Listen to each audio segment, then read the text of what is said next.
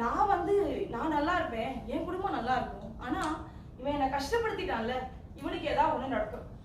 அவ என்னை இப்படி பண்ணிட்டா, அவளுக்கு ஒண்ணு நடக்கும். ஆனா நான் நினைக்கிறது எனக்கு மட்டும் தானே தெரியும், வேற யாருக்கும் தெரியாது இல்லையா? இந்த எண்ணங்கள் இருக்கு இல்லையா? அப்படி கிடையாது. இப்போ ஒரு உதாரணத்துக்கு சொல்லணும்னா, இதை வந்து ஒரு தண்ணி தொட்டியா உருவகப்படுத்திக்கும். இப்போ நம்ம வீட்டுல தண்ணி தொட்டி இருக்கு. தண்ணி தொட்டி முழுக்க அசுத்தத்தை நிரப்பிட்டோம்னு வச்சுக்கோங்க. கீழே குழாயை திறந்தா எனக்கு சுத்தமான தண்ணி வரும்னா எப்படி வரும்? அசுத்தமான தண்ணி தான் வரும். இதுவே சுத்தமான தண்ணியை நிரப்பிட்டோம்னா எந்த குழாயை திறந்தாலும் பரிசுத்தமான தண்ணி கிடைக்கும். அதே மாதிரிதான் நம்ம எண்ணங்கள். நான் தீய எண்ணங்கள், அடுத்தவனை சபிக்கிறது, அவன் நல்லா இல்லாம போகணும்னு சொல்லி நினைச்சுக்கிட்டு நான் வந்து மத்தவங்களுக்கு முன்னாடி நடிக்கிறேன் அப்படின்னா, இப்போ இந்த வாயை பழுத்து உலக்காம இருக்கேன்னு வச்சுக்கோங்களேன். என் வாய் நாரும், நுகரும் கருவி இதோ இங்க இருக்கு. ஆனா என் வாய் நாடுறதை என் மூக்கால கண்டுபிடிக்க முடியாது. ஆனா என்னை சுத்தி இருக்கிற எல்லாருக்கும் தெரிஞ்சிடும். அதே போலவே என் புத்தியில நான் போடக்கூடிய தீய எண்ணங்கள், தீய என்ன செயலா இருந்தாலும் சரி, அது என் வார்த்தைகள், என் செயல் மூலமாக என்னை அறியாமல் வெளிப்பட்டு எனக்கு முன்னாடி எனக்கு சுத்தி இருக்கிற அத்தனை பேருக்கும் தெரிஞ்சிடும். அதனால நம்ம எண்ணத்தை போட வேண்டியது எல்லாம் நல்ல எண்ணங்களா போட்டோம்னா நமக்கு மீறி நல்ல எண்ணங்கள் மட்டுமே வெளியில வரும். அப்ப நமக்கு நல்லதே நடக்கும். இது பிரபஞ்சம். அதுக்குதான் இந்த பிரபஞ்ச விதி வருது. நான் என்ன நினைக்கிறேனோ நான் அதுவாகவே மாறுகிறேன். நானே மாறிடுவேன், எனக்கே தெரியாது. இது இரண்டாவது பிரபஞ்ச விதி. இப்ப மூன்றாவது பிரபஞ்ச விதி என்ன? நான் இந்த பிரபஞ்சத்துக்கு அல்லது இறை சக்தி, இறை சக்தின்னு சொல்லலாம், நான் இறைவனா ஒரு உருவமா பார்க்கிறேன். இப்போ பலர் பிரபஞ்ச சக்தியா சொல்லுவாங்க, எப்படி வேணாலும் வச்சுக்கலாம். நீங்க அந்த சக்திக்கு என்ன கொடுக்குறீங்களோ அதையே அந்த சக்தி மீண்டும் உங்களுக்கு திருப்பி கொடுத்து விடும். அதே அதிர்வுகள். இதுக்கு ஒரு உதாரணம் பார்க்கணும்னா, இப்போ நம்ம வந்து ஒண்ணு நடக்குது, ஒரு விஷயம் நடக்குது அப்படின்னா நம்ம என்ன நினைக்கிறோம்? இந்த விஷயத்துல எனக்கு நல்லது நடந்தா போதும், யாருக்கு எந்த கெடுதல் நடந்தாலும் எனக்கு கவலை இல்லை. சமூக அக்கறை இந்த காலத்துல இல்ல, நம்ம நல்லா இருக்கணுங்க. ஆனா இதுல என்ன ஒரு விஷயம் யாருக்கும் புரிய மாட்டேங்குது அப்படின்னா, ஆழ் மனசுக்கும் சரி இந்த பிரபஞ்சத்துக்கும் சரி விஷயங்கள் நம்ம வார்த்தைகள் மூலமா கடத்தப்படுறது கிடையாது, அதிர்வுகள் மூலமாகத்தான் கடத்தப்படும். ஒரு உதாரணத்துக்கு இப்ப நான் சொல்றேன், இப்ப வந்து அவன் வந்து இது இப்படி வந்து அவனுக்கு வந்து இது கிடைக்காம போயிடட்டும், அவன் சிரமப்படட்டும், இவளுக்கு இந்த மாதிரி நடக்க சொன்னா, பிரபஞ்சம் என் வார்த்தைகளையும் என்னுடைய அதிர்வுகளையும் தனித்தனியாக பார்ப்பது இல்லை. இப்ப நான் என்ன வாழ்த்திக்கிறேன், என்னை வாழ்த்திக் கொள்கிறேன், இன்னொருவனை சபிக்கிறேன் என்றால் பிரபஞ்சம் இதை இரண்டு நிகழ்வுகளாக பார்ப்பது இல்லை, ஒரே நிகழ்வாதான் பார்க்குது. எல்லாமே ஒரே நிகழ்வு. அதுக்கு எந்த அதிர்வு அதிகமா கிடைக்குதோ அதே அதிர்வு அது திருப்பி நமக்கு கொடுத்துரும். அதனால நம் எண்ணங்கள், நாம நினைக்கும் போதே நம்ம நல்லா இருக்கிற மாதிரி எல்லாரும் நல்லா இருக்கணும்னு நினைக்கும் போது அந்த அதிர்வுகள் மட்டுமே அனுப்பப்பட்டு அதையே நாம் திருப்பி பெற்றுக் கொள்கிறோம். இதுதான் மூன்றாவது பிரபஞ்ச விதி. இது எல்லாம் இந்த பிரபஞ்ச விதிகளை நம்ம பின்பற்றினா கண்டிப்பா ஆழ் மனசு நம்ம கட்டுப்பாட்டுக்குள்ள கொண்டு வர முடியும். ரொம்ப சுலபம் தான். அதே மாதிரி ஆழ் மனசுக்கு இன்னொன்னு ஒரு முக்கியமான யோசனை என்னன்னு கேட்டா, இப்போ நம்ம பெரியவங்களாம் நமக்கு அறிவுரை சொல்லி கேட்டிருக்கோம்.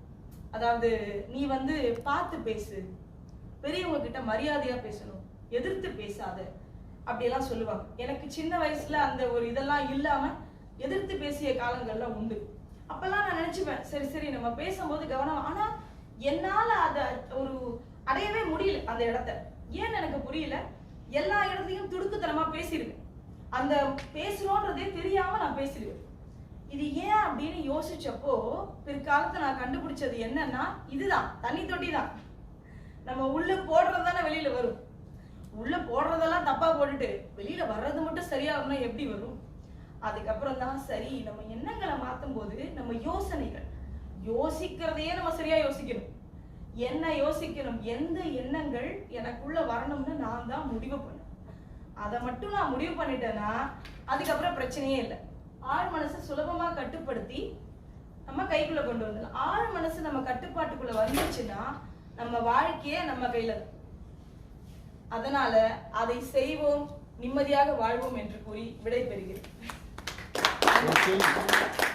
இப்போ கேள்வி பதில் அங்கு. என்னுடைய பேச்சு 15 நிமிடங்கள்ல இருந்து 20 நிமிடம் வரைக்கும். அதுக்குள்ள இந்த கேள்வி பதில் அங்கமும் இருக்கணும். உங்களுக்கு இது சார்ந்து எந்த கேள்வி இருந்தாலும் தயவு செஞ்சு கேட்கவும். என்னால முடிஞ்ச அளவுக்கு நான் பதில் சொல்றேன். எனக்கு ஒரு கேள்வி. நம்ம பொதுவாக மூளை சொல்றதை கேட்போம், இல்லை மனசு சொல்றதை கேட்போன்ற மாதிரி ஒரு சொல்லுவாங்க. இதுல உணர்வு மனம் அல்லது ஆள் மனம் எது சம்பந்தப்பட்டது அப்படின்னு தெரியுமா? எனக்கு தெரிஞ்ச அதிகமா உணர்வு மனமும் மூளையும் சம்பந்தப்பட்டிருக்கதா எனக்கு தோணும். ஏன்னா எந்த செயலும் நான் என்னுடைய சுயமான ஒரு அனுபவத்துல சொல்றேன். சடார்னு ஒரு செயலை செய்ய போறோம், இப்போ ஒருத்தரை கோவப்பட்டு அடிக்கவே போறோம்னு வைங்களேன், டக்குன்னு உங்களை ஒரு விஷயம் நிறுத்தும். அது என்னன்னா அந்த அறிவாதான் இருக்கும்.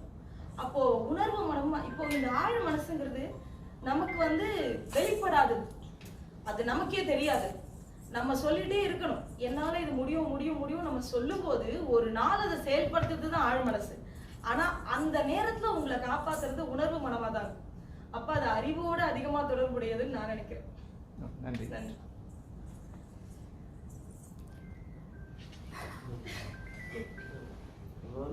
நல்லதுதான் நினைக்கிறோம், நடக்கிறதுதான் கெட்டதாக நடக்குது.